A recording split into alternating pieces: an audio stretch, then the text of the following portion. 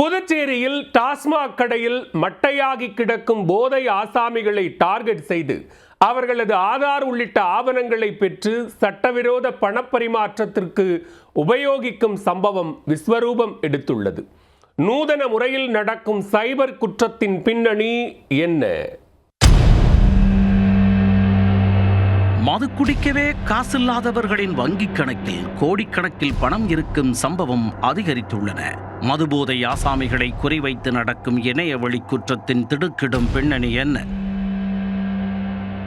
புதுச்சேரியில் கடந்த சில நாட்களுக்கு முன்பு தலைக்கேறிய மதுபோதையில் டாஸ்மாக் கடையில் மட்டையான நபரை தமிழக போலீசார் கைது செய்தனர். தன்னை ஏன் கைது செய்கிறீர்கள் என கேட்டபோது உனது பேங்க் அக்கவுண்டில் 3 கோடி ரூபாய் பணம் வரவு வைக்கப்பட்டதாக கூறி அதிர்ச்சி கொடுத்தனர். இதனை கேட்ட போதை ஆசாமி, குடிக்கவே காசு இல்லாத எனது பெயரில் 3 கோடியா என வாயை பிளக்க, அது தொடர்பாகத்தான் விசாரிக்க உள்ளோம் என கூறிய அதிகாரிகள் அவரை காவல் நிலையத்திற்கு அலேக்காக தூக்கிச் சென்றனர்.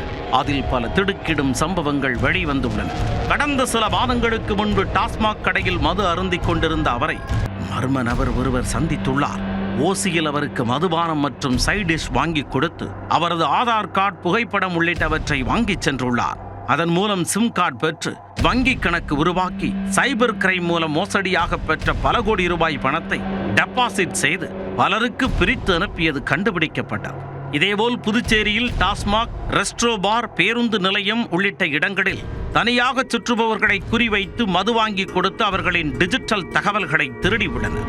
ஒரு சிலர் சொற்ப தொகைக்கு ஆசைப்பட்டு தங்களின் அடையாள அட்டைகளை தெரிந்தே வழங்கி வருகிறார்கள். அவற்றை பெறும் மோசடி கும்பல் சட்டவிரோத பண பரிமாற்றத்திற்கு பயன்படுத்தி வருகிறார்கள்.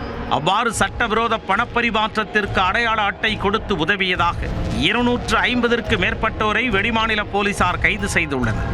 இதனிடையே பொதுமக்கள் தங்கள் அடையாள அட்டைகளை அறிமுகமில்லாதவர்களுக்கு வழங்க வேண்டாம் என சைபர் கிரைம் போலீசார் எச்சரிக்கை விடுத்துள்ளனர்.